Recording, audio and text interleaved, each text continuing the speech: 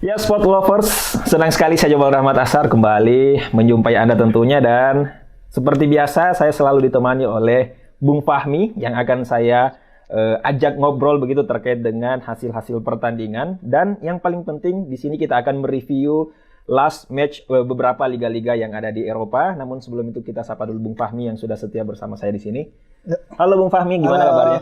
Kabar baik, Kabar baik ya. Nah, Bung Fahmi, di sini kita akan membahas kurang lebih ada 5 laga. Ya. 5 laga yang akan kita bahas, dan tentunya kita akan mereview hasil-hasil pertandingan yang ada di 5 laga itu. Nah, mungkin untuk yang pertama kita akan membahas terkait dengan laga atau Liga Prancis. Sang juara di Liga Prancis, dan ada yang menarik terkait dengan PSG Liga Prancis ya. Ya. Liga Prancis bukan dia yang mendapatkan. Nah, Ya. kira-kira apa yang membuat dia tidak bisa menjadi juara? Mungkin kalau Liga Prancis kita tahu dominasi PSG di beberapa tahun terakhir sangat mendominasi. Ya.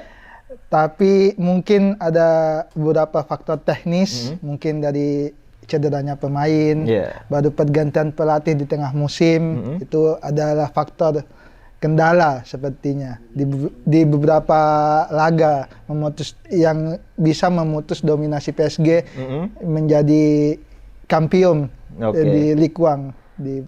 Kalau misalnya kita lihat dulu klasmen ya, klasmen akhir dari Liga Prancis sendiri. Kalau misalnya kita lihat dari perbedaan poin ini sangat tipis sekali, di mana Lille itu 83 poin poin akhirnya ya, poin akhir yang didapatkan, dan PSG 82. Artinya sangat kecil sekali perbedaan. Nah, bagaimana terkait dengan kekuatan ataupun strategi yang dimiliki Lille ini sehingga dia bisa mendapatkan poin akhir yang maksimal dan bisa menjuarai Liga Prancis ini? Mungkin kalau Lille sendiri faktor penentunya itu di beberapa match krusial. Ketika lawan PSG sendiri di waktu bulan April kemarin, mereka unggul 1-0 atas PSG. Berarti dia sempat unggul ya? Sempat memenangkan laga 1-0. Ya, walaupun di putaran pertama mereka bermain imbang 0-0. Ya. Nah, kalau misalnya dari susunan pemain dan pelatih dari Lille sendiri, memang dari awal memang sudah diunggulkan seperti itu, ataukah memang tidak ada artinya kemungkinan besar bahwa dia akan menjadi juara seperti itu? Tidak, tetap PSG kalau dari segi squad, PSG lebih dominan dan unggul dengan pemain bintangnya. Iya. Tapi memang tahun ini memang saatnya Lille ya yang menjadi juara. Setelah beberapa tahun seperti itu ya? Iya, betul. Mungkin Lille ada beberapa faktor pemain kunci di situ. Contoh sebagai Jose Fonte, Burak Yilmaz, terus Renato Sanchez yang datang dari Bayern Munchen. Terus ada pula beberapa pemain yang mungkin tidak diperhitungkan oleh tim-tim lain di Ligue 1, tapi bisa menjadi pembeda di beberapa match. Nah, kalau misalnya kita berbicara soal PSG sendiri, kalau misalnya mungkin di luar sana tidak ada yang tidak mengunggulkan PSG kalau misalnya di Liga Prancis. Betul. Nah, tetapi kalau misalnya kita lihat dari susunan pemain dan juga pelatih juga kan bisa dilihat bahwa pemainnya masih bertabur bintang. Nah, kira-kira apa yang membuat dia tersandung sehingga hanya berbeda 1 poin dengan sang juara ini? Mungkin ada faktor pergantian pelatih di tengah musim. Oh, itu tadi ya? Ya, salah satunya. Dan ada beberapa pemain yang mungkin cedera. Seperti Kylian Mbappe cedera di beberapa laga PSG krusial, di beberapa pertandingan krusial. Yang membuat dia juga tersingkir dari Liga Champions. Salah satunya cederanya Kylian Mbappe. Itu tadi pergantian pelatih di pertengahan musim. Nah, faktor utama pergantiannya ini, apakah memang pelatih sebelumnya itu mempunyai performa yang kurang memuaskan, ataukah ada faktor-faktor internal yang menyebabkan dia diganti? Pergantian pemain pelatih PSG di tengah musim ini murni karena faktor permasalahan internal klub, antara ketidakcocokan mungkin manajemen PSG dengan Tuchel waktu itu. Bukan gara-gara performanya yang jelek? Bukan. Karena performanya PSG ketika di Tuchel ditangani oleh Thomas Tuchel, saya lihat stabil dan bahkan cenderung masih di peringkat pertama waktu itu. Berarti ada sedikit penyesalan mungkin ya yang didapatkan oleh manajemen dari PSG karena sudah memecat Tuchel seperti itu ya. Karena kan memang di awal performanya sudah stabil, PSG sudah di atas, sudah di pucuk ini, tetapi pada saat diganti dengan pelatih yang baru, malahan tergoyahkan dan sekarang dikalahkan, ataukah dia bukan menjadi juara begitu di Liga Prancis, ya seperti itu. Tapi bukan hanya dari segi PSG sendiri, tapi konsistensi di 9 laga awal Lille yang memang selalu menang, itu juga jadi faktor kunci Lille mendapatkan trofi Ligue 1 musim ini. Oke. Seperti itu. Menarik juga ya. Oke, itu tadi Liga Prancis ya. Dan sekarang kita sudah mendapatkan juaranya, ya, di mana Lille kalau misalnya kita lihat memang sekarang sudah menjadi juara di Liga Prancis. Nah, coba kita perhatikan dulu sedikit terkait dengan klasemen akhir ya. Di mana yang pertama ada Lille, itu sendiri yang menjadi sang juara dari Liga Prancis. Yang kedua ada PSG. Nah, kalau misalnya kita lihat ya, Lille dan PSG itu sudah otomatis lolos ya di Liga Champions ya. Nah, terus yang ketiga ada AS Monaco dengan perbandingan poinnya cukup jauh juga ya. Kalau misalnya dilihat dari klasemen ketiga dan kedua itu kurang lebih sekitar 4 poin ya. 4 poin, ada 1 pertandingan lebih yang harus dimenangkan seperti itu untuk menyamai poin dari PSG. Nah, dan Monaco sendiri ini sudah dipastikan lolos begitu ya untuk masuk ke champion. Ya, tentunya bisa masuk ke sana dan tapi dia masih kualifikasi ya. Artinya untuk masuk di Liga Champions itu sendiri dan terus Lyon dan Marseille juga ya sekarang sudah memastikan diri untuk masuk ke Liga Eropa ya. Betul. Ya. Dan kalau misalnya kita lihat yang terdegradasi ada 2 yang harus turun kasta, di mana ada Nantes. Dijon juga ya. Dijon. Yang harus turun ke Liga 2 seperti itu dan sangat disayangkan sekali karena kalau misalnya mau masuk lagi ke kasta tertingginya Liga Prancis itu sangat susah sekali. Ya, seperti itu. Oke, baik, kita mungkin tinggalkan ini ya.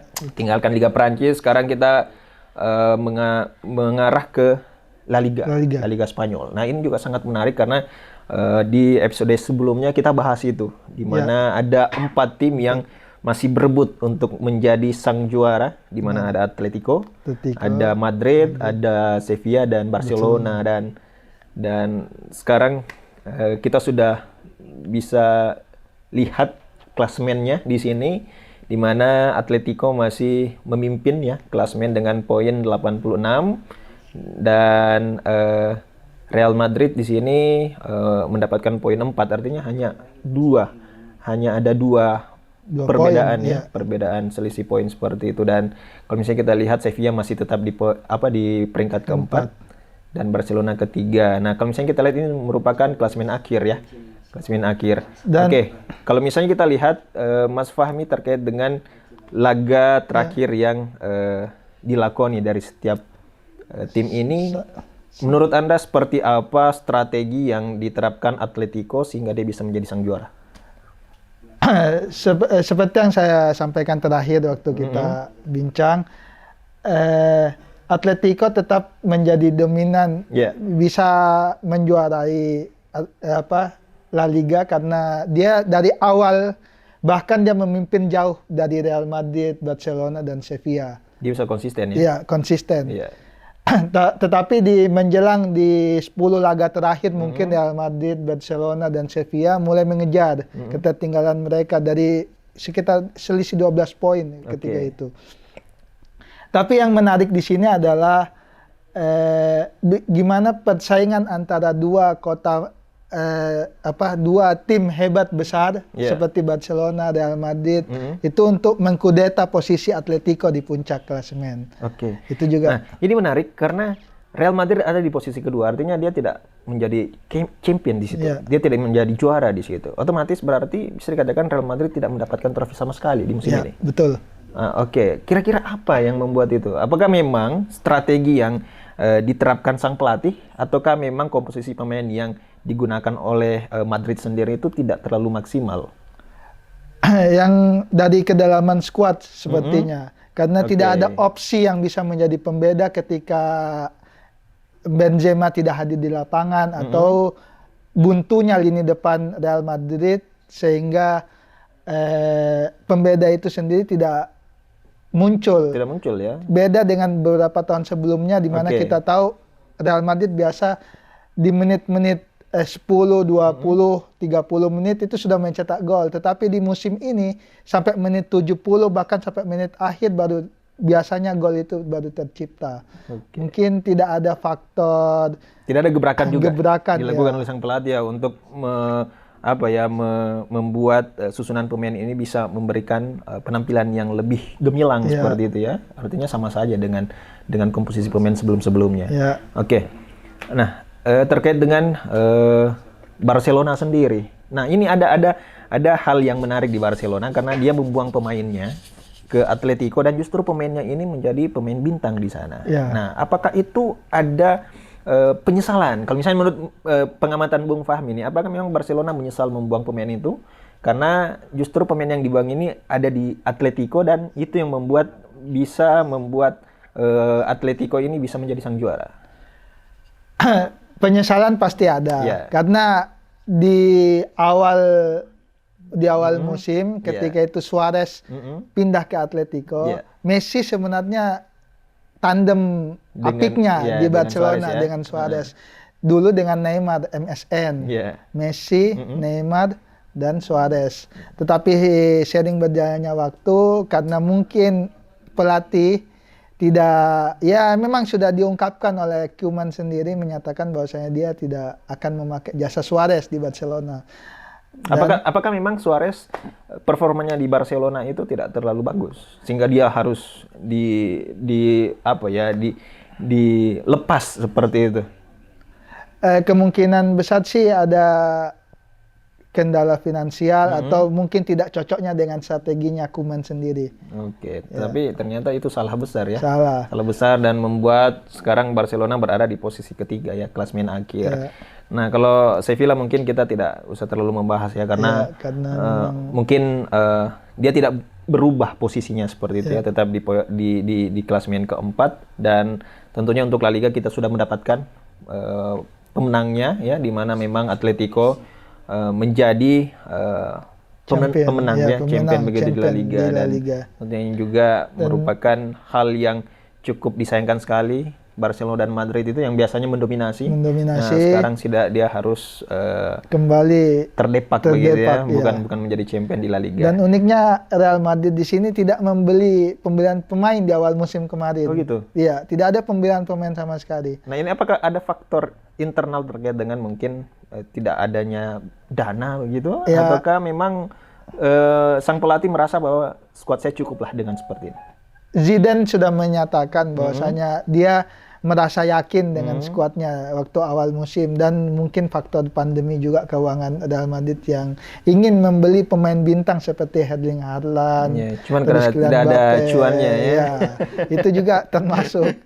Karena memang pandemi sangat mempengaruhi finansial dari klub-klub besar di semua liga. Baik. Bung Fahmi, ini masih ada 3 laga ya yang akan kita bahas. Ada Bundesliga juga dan Liga Inggris juga dan Liga Italia juga yang akan kita bahas. Nah, tapi sebelum itu kita sedikit membahas dulu. Kita coba lihat ini di mana Lionel Messi 5 kali beruntun jadi top skor Liga Spanyol.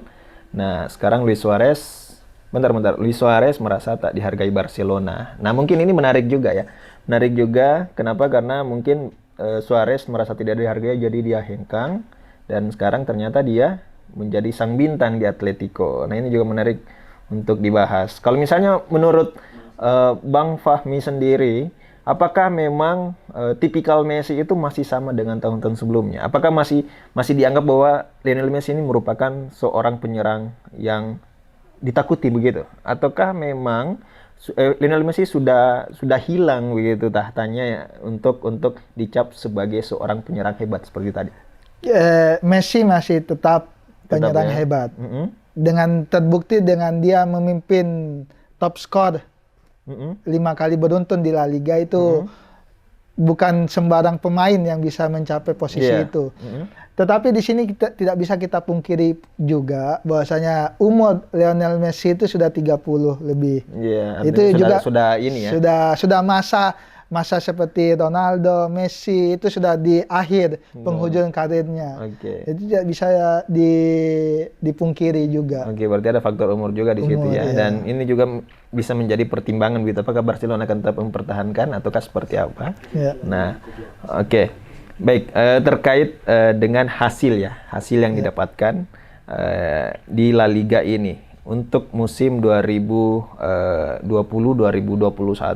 Nah, kalau misalnya kita lihat ya, Atletico Madrid sendiri itu terakhir juara di musim 2013-2014. Artinya butuh 7 tahun begitu untuk mengganti dominasi ya, ataukah menghilangkan dominasi Real Madrid dan Barcelona. Apakah memang kekuatan dari Atletico Madrid sekarang bisa dikatakan bahwa di atas kedua tim hebat ini? Kalau di atas masih belum bisa kita sampaikan seperti itu. Tapi dia Atletico ini sendiri memanfaatkan gimana Barcelona membuang salah satu pemainnya. Dan yang saya rasa berjasa juga ada presiden Atletico yang bersikeras ingin membeli Luis Suarez. Memang dari dulu sudah ingin dibeli ya? Ataukah pas setelah Barcelona melepasnya baru berkeinginan, kayaknya saya butuh Luis Suarez ini untuk membantu penyerangan? Karena memang karena Atletico ini sebenarnya kekurangan striker di depan. Dengan diputusnya kontraknya Diego Costa, hengkangnya Alvaro Morata ke Juventus, murni tidak ada lagi Atletico yang bisa diandalkan. Membutuhkan sosok striker murni yang bisa mencetak banyak gol, dan walaupun umur Luis Suarez sudah tidak muda lagi, 33 tahun, tetapi ketajamannya masih tetap sama. Dan itu dimanfaatkan oleh Atletico untuk direkrut ya? Untuk direkrut. Baik.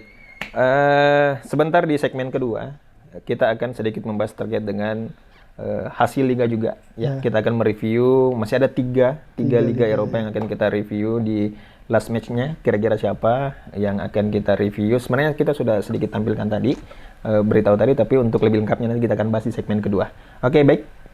Terima kasih Bung Fahmi, nanti kita akan lanjutkan. Dan sport lovers jangan kemana-mana ya, karena tentunya pembahasan terkait dengan segmen kedua, yaitu hasil liga-liga Eropa akan kita lanjutkan kembali.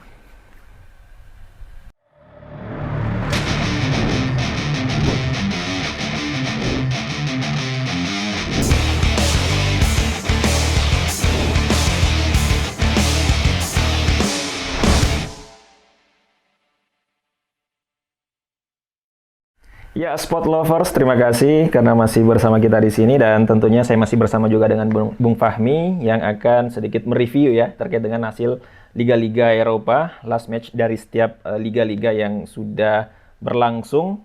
Tadi di segmen awal kita sudah membahas 2 liga Bung Fahmi ya, di mana ada Liga Prancis dan juga La Liga ya. Nah, sekarang kita akan membahas Liga Inggris terlebih dahulu sebelum kita ke liga-liga selanjutnya. Nah, kalau misalnya memang kita lihat Liga Inggris, ya kita sudah tahu ya siapa juaranya seperti itu. Cuman kita mau lihat sedikit dulu terkait dengan pertandingan terakhir. Nah, di sini kita lihat yang menarik di sini kalau misalnya kita lihat City berhasil menang telak atas Everton. Ya, kalau misalnya memang kita lihat, wah memang luar biasa ya City ya. Kalau misalnya Bung Fahmi lihat sendiri, kekuatan City itu sebenarnya ada di mana? Kalau saya bilang squad City ini kompleks dia, paling komplit. Jadi baik skuad inti dan skuad cadangan semua bisa sebagai skuad inti. Berarti tidak ada pelapis kedua ya? Semua artinya kekuatan dari setiap pemain ini semuanya sama rata. Nah, kalau misalnya terkait dengan pelatihnya sendiri, apakah memang pelatihnya ini menerapkan komposisi yang memang betul-betul sudah maksimal seperti itu, sehingga di pertandingan terakhir pun dia bisa membantai Everton dengan 5-0? Kita sudah tahu pasti cuma ada 2 pelatih di dunia ini yang bisa mendapatkan 6 trofi sekaligus dalam semusim. Salah satunya adalah pelatihnya City, Pep Guardiola. Dulu juga waktu melatih Barcelona seperti itu ya? Seperti itu. Dia mendapatkan 6 trofi itu waktu melatih Barcelona. Dan ini yang di City di City itu. Kemungkinan besar bisa, tapi itu gagal karena dia tidak menang. Oke, dia tidak bisa ya mendapatkan seperti itu. Tapi intinya dia pernah meraih itu di waktu melatih Barcelona.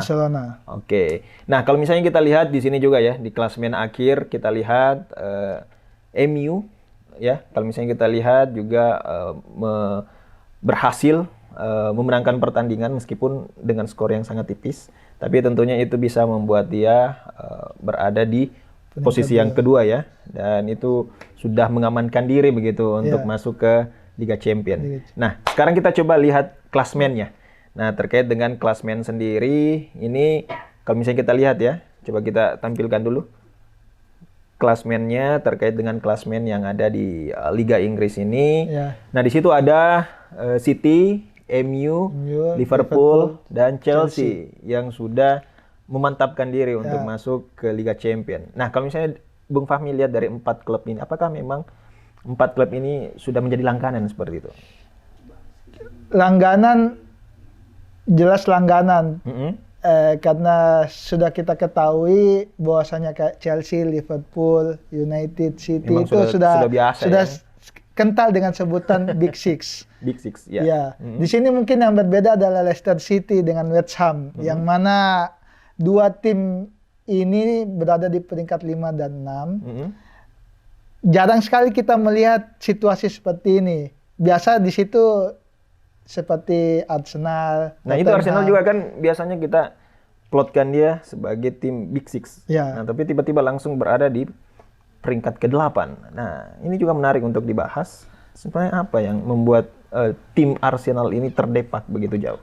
Mungkin dari segi tidak matangnya strategi atau tidak ininya, Arteta kurang bisa memaksimalkan pemain-pemainnya. Oke, berarti ada sedikit artinya ketidakmaksimalan begitu ya, mungkin dari pemain, pelatih dan official mungkin. Nah, biasanya kan juga permasalahan internal biasanya mempengaruhi ya, kayak yang tadi itu ya, kayak Barcelona ya. Barcelona ada faktor internal dari klubnya sendiri sehingga ada hal-hal yang mungkin sedikit merugikan untuk klubnya.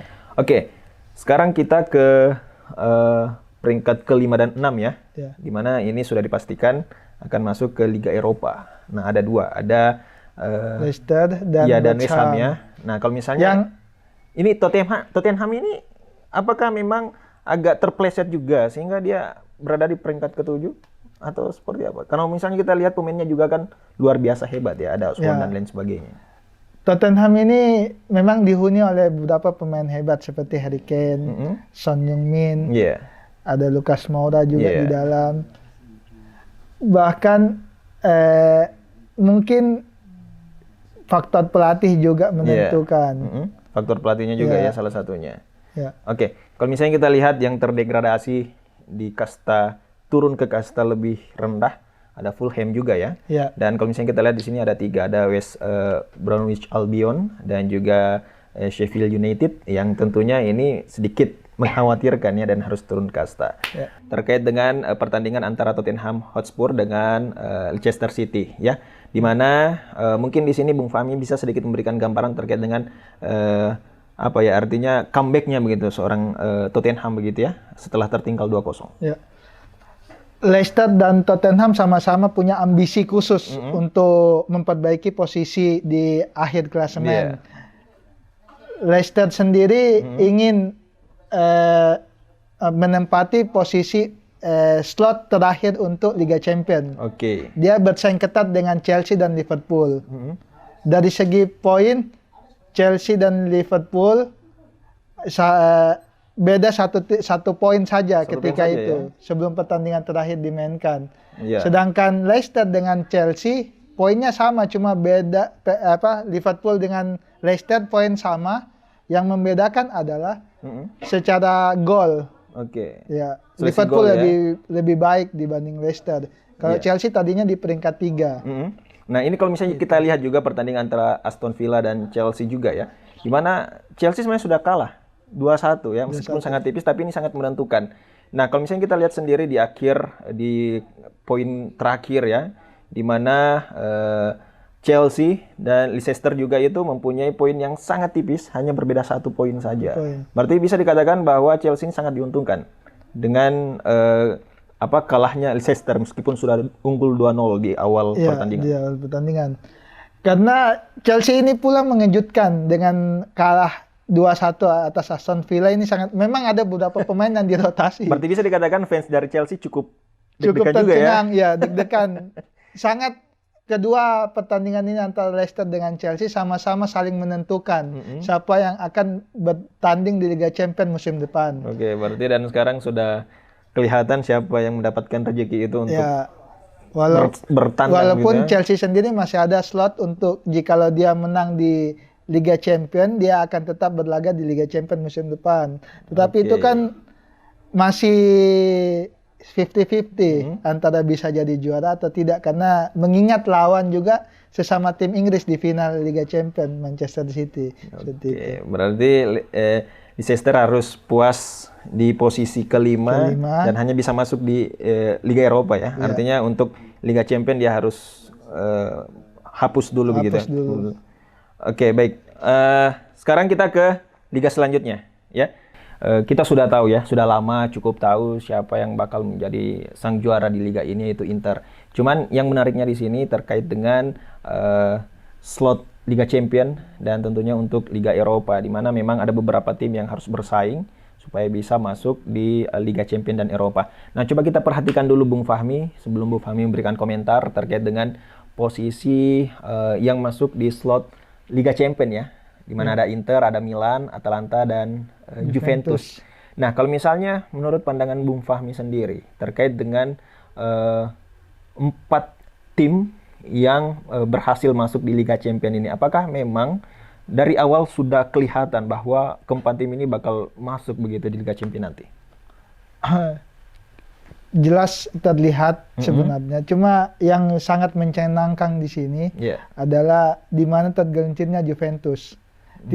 Jarang orang akan menyaksikan Juventus berada di peringkat 4 klasemen. Karena kita tahu dominasi Juventus di Serie A di beberapa tahun terakhir sangat mendominasi. Mungkin di awal-awal musim sempat tergelincir, tapi mereka bisa kembali di akhir musim. Nah, ini sampai Juventus bersaing ketat untuk mendapatkan zona Liga Champions ini sangat jarang ditemukan mungkin di. Biasanya dia sudah nyaman ya seperti dengan posisinya, tapi untuk musim ini kayaknya masih agak terseok-seok seperti itu. Ya, betul. Nah, kalau misalnya kita lihat sendiri komposisi pemain dari Juventus itu kan pemain mega bintang kan ada di sana. Nah, kira-kira apa yang menjadi faktor sehingga mungkin Juventus ini masih agak terseok-seok seperti itu untuk masuk ke slot Liga Champions?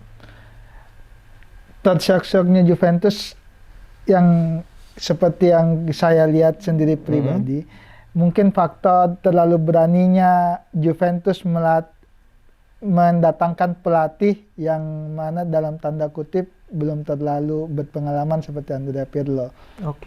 Ya, dia hanya awalnya Pirlo melatih skuad muda Juventus, terus dipromosikan ke tim senior. Itu mungkin minimnya pengalaman dari Pirlo sendiri, bukan dalam tanda kutip memecat Allegri sangat berani bagi saya.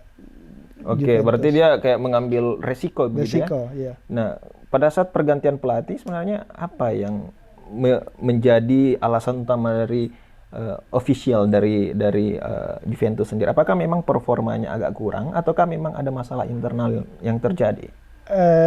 Dari kabar yang beredar, adanya tidak kecocokan antara pelatih sebelumnya dengan manajemen. Seperti ada beberapa petinggi Juventus yang kurang setuju dengan strategi yang dipakai oleh ini. Dan fokus mereka juga bukan ke Liga Italia sebenarnya. Fokus mereka adalah ke memenangkan Liga Champions. Makanya mereka mendatangkan sosok yang sangat berpengalaman dan mega bintang seperti Cristiano Ronaldo. Karena fokus mereka bukan di Liga Italia sebenarnya, di Liga Champions.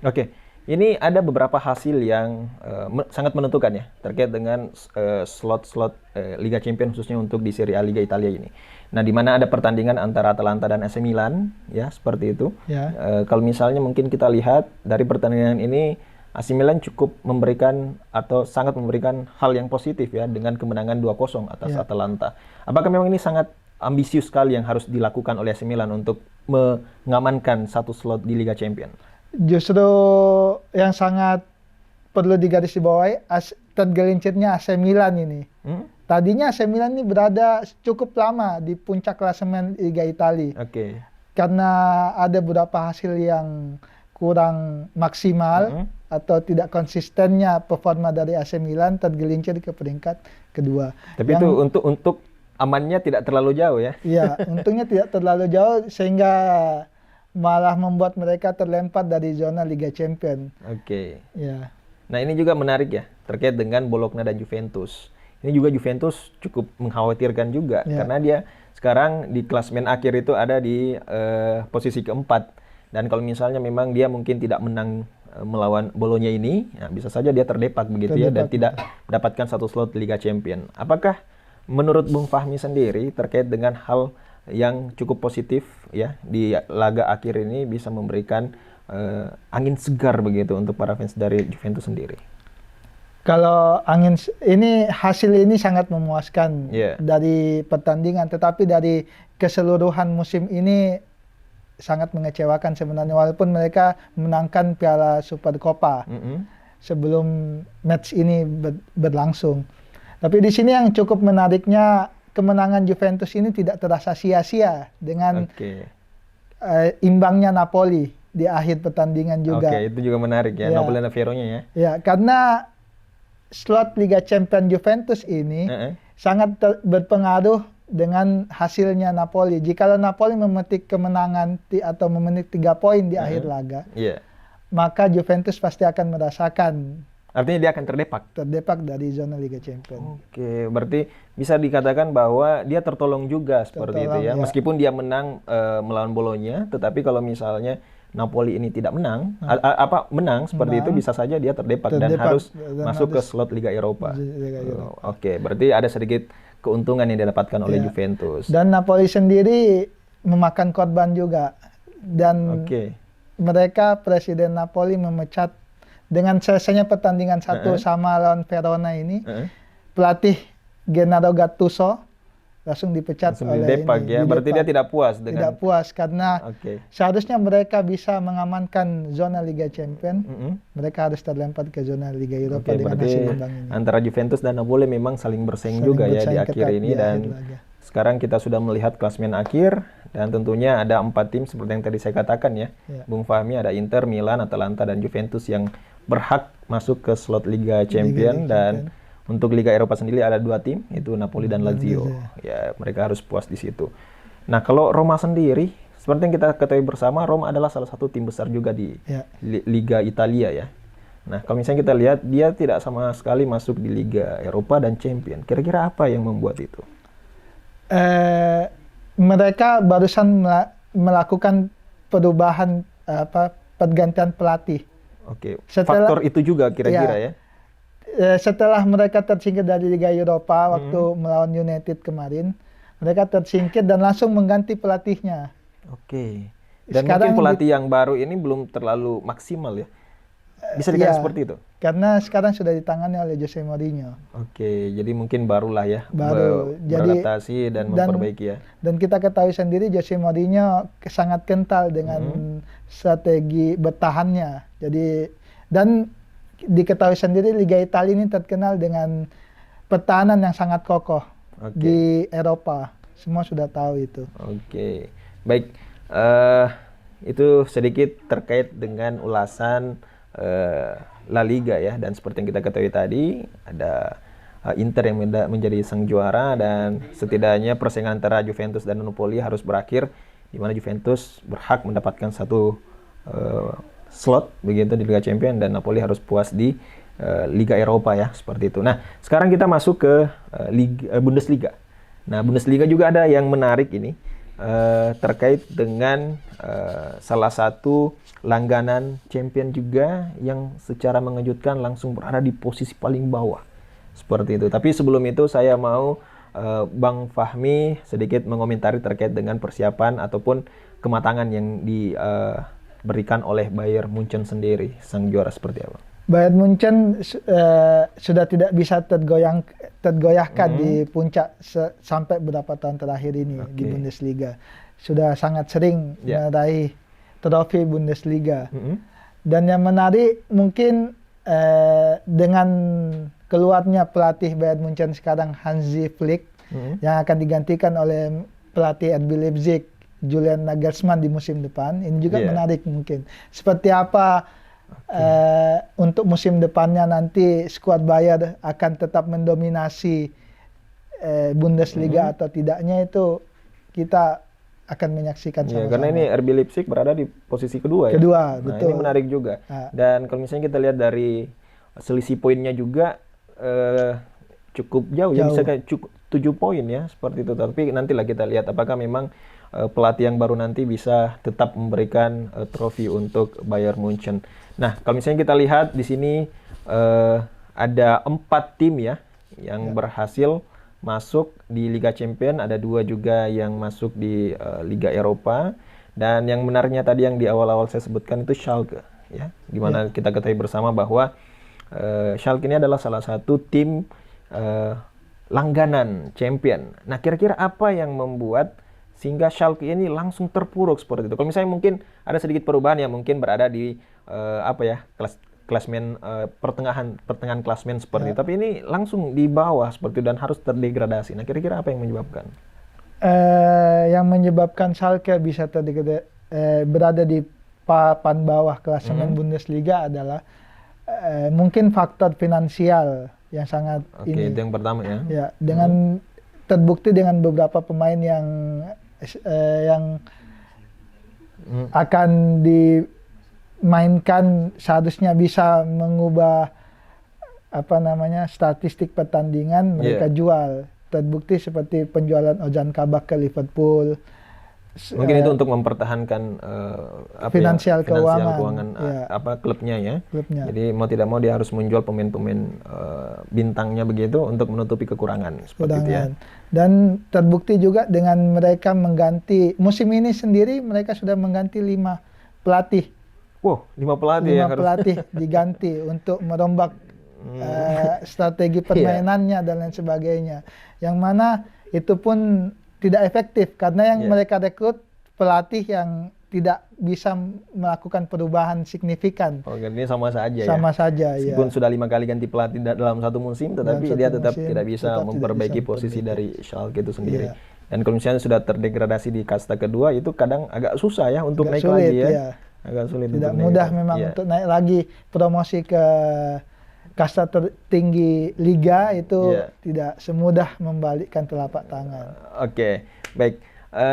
Itulah tadi Sport Lovers ya, beberapa review dari liga-liga yang ada di Eropa. Dan tentunya kita tadi sudah sedikit membahas siapa-siapa saja tim-tim yang berhasil atau mendapatkan slot di Liga Champions, Liga Eropa, dan siapa saja yang harus terdegradasi ke kasta kedua. Nah, selanjutnya kita ke Liga Champions. Nah, ini juga menarik ya, karena tidak butuh waktu lama lagi kita akan menyaksikan siapa kira-kira yang akan menjadi sang juara. Nah, gambaran Bung Fahmi sendiri terkait dengan final Liga Champions ini seperti apa? Menariknya di sini kita ketahui final Liga Champions adalah sesama tim Inggris akan ketemu. Dan City dan Chelsea sudah sering sekali berhadapan baik di Piala FA, terus di Liga Domestik sendiri, Liga Inggris, dan kebanyakan di mana selama ditangani oleh Thomas Tuchel 2 kali Chelsea mempecundangi City. Wah, ini menarik. Ini menarik. Apakah nanti Chelsea bisa kembali mempecundangi Pep Guardiola di final Liga Champions? Tapi saya rasa ya Pep Guardiola tidak ingin mengabaikan trofi Liga Champions, karena satu-satunya trofi yang mungkin sangat dikejar oleh Manchester City adalah trofi Liga Champions. Oke, berarti bukan hanya sampai di Liga Inggris saja ya. Meskipun dia sudah memenangkan Liga Inggris di musim ini, bukan berarti di Liga Champions dia akan setengah-setengah. Tentunya nanti Liga Champions juga akan dimaksimalkan oleh Pep Guardiola ya, begitu, untuk menambah trofi untuk di musim ini. Oke, baik, terima kasih banyak Bung Fahmi atas waktunya, dan tentunya tadi Bung Fahmi sudah memberikan gambaran ya. Dan kita tunggu nih laga terakhir ya, laga pamungkas dari Liga Eropa dan Liga Champions, kira-kira siapa yang bakal menjadi pemenang di musim ini. Oke, baik, terima kasih banyak Bung Fahmi atas waktunya. Sama-sama. Kita akan berbincang lagi untuk segmen selanjutnya atau di episode selanjutnya terkait dengan final ini ya. Kita nanti kemungkinan besar kita akan live ya, seperti itu. Dan semoga ini nantinya bisa memberikan gambaran untuk para pecinta bola atau sport lovers dimanapun kalian berada. Oke, baik, terima kasih banyak atas waktunya. Saya Jabal Rahmat dan tentunya Bung Fahmi pamit undur diri. Terima kasih banyak. Assalamualaikum warahmatullahi wabarakatuh.